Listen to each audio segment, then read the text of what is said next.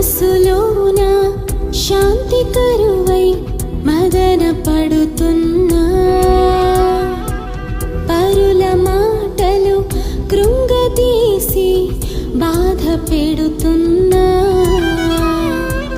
మనసులోన శాంతి కరువై మదన పడుతున్నా, పరుల మాటలు కృంగదీసి బాధ